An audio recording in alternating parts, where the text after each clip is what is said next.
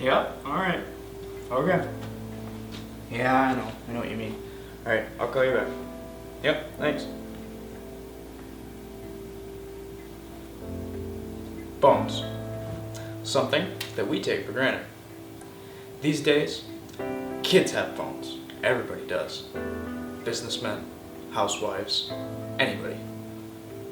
You have them on your wrists, you have them in your pockets. There are some much more powerful technologies out there. This is still an extremely powerful piece of technology.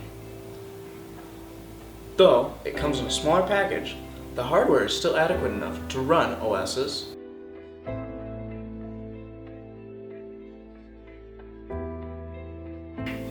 This creates differences. The phone that I hold in my hand currently is ROMmed, modified to say hacked. Galaxy Core Prime I got for Verizon for $140, and I have 2 gigs of data and unlimited talk and text for $45 a month. So, anyway, when thinking about phones, you have to always take in mind the company that you're signing into. Because when working with these companies, they're not really focused on you and how happy you're going to be. These guys are focused on what you're going to give them, which in return is really money. So, pay attention to the rates you pay for your phone versus the quality of your service. Because if it's not worth it to pay $45 for crap service, then don't. It's really not worth it, and it's a lot easier to get simpler services. Things like Verizon are usually pretty reliable. Sprint as well, but they all have their flaws, and in certain areas they don't work. So it's kind of a gambit. Biggest thing that'll help you in deciding what kind of phone you would like is to do the research yourself. Look at different ones and look at different things that are said about them. Phones are actually quite widely used and reviewed, so finding information on the internet wouldn't be very difficult. However, phones are also advertised in different ways. Apple at some points kind of just puts things in there and says, oh, it's super Apple fantastic, but really, that doesn't mean anything. And I'm not saying that Apple's the only one that does this. But I digress. Really, what you want to look for is the things that fit you. Phones are very fit to people's personalities. If you don't want much hassle and you don't really care about customizing it, sure, go dish out like $600 on an Apple phone. But if you're like me and you want something that you can play with and advance and it's more like a tool than a toy, well, try out an Android. Of course, there's other varying OSs, but they're mostly just builds off of this one. If you wanted to and you're a Windows fan, go get a Windows phone. Off in Europe and overseas, there's something called Sailfish OS, which actually is like Android. It runs on the same ideals, but it's just completely different. When researching, remember that you're researching for you.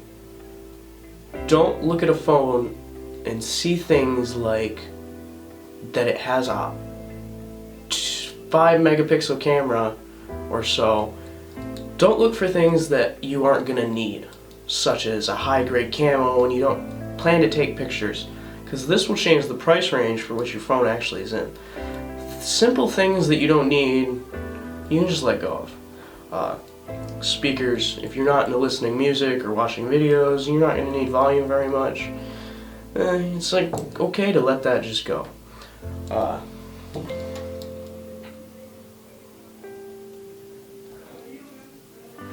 I like the fact that it lets me get a hold of people I need to get a hold of faster, like for work instance, it lets me get a hold of my manager and whoever else I may need to get in contact with.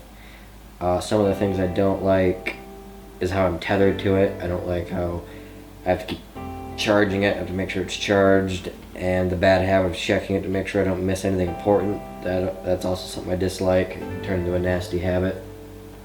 Customization has become a big selling point in the phone industry. Nowadays, you can't look at a phone and not think of what customization options it'll offer you. Now we're not looking only at how fast and how hard the phone will work, but instead we're looking at the options the phone and the company will give us.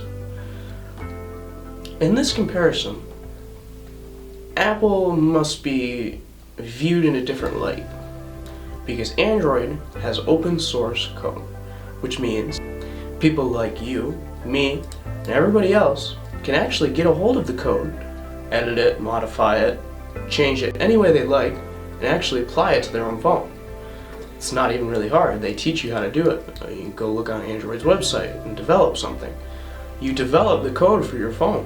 Whereas in Apple is created on an ideal that all of the devices are going to be on the same code. And therefore, if an issue occurs, it can be easily troubleshot since all the phones have the same code.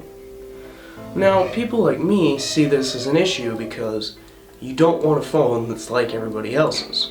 My phone is unique and special. My phone has specific modifications and hacks in it that allow it for extra things, such as volume modification. The ROMs that I have on my phone, they work to make the customization exponentially bigger. So really, looking at Apple and comparing it to this idea in Android throws it all out of balance. The one thing that I like about my phone, and with me I do repairs on Apple devices all the time, honestly. I got a MacBook here recently, and honestly all I put into it is $9 for an operating system, so I like that. But yet again, I'm sure I'm going to run into issues like everything else. The one thing though I like about my phone is the simplicity of it, I would say, because honestly with Apple, they make their user interface very basic, and I don't have to worry about honestly one thing in general. And the cool thing is, with most of it, I'm able to right now, and this is right now on my Mac, and I'm able to just copy whatever I'm doing right now, and I'm making my mouse move from my phone, which is a lot of fun actually.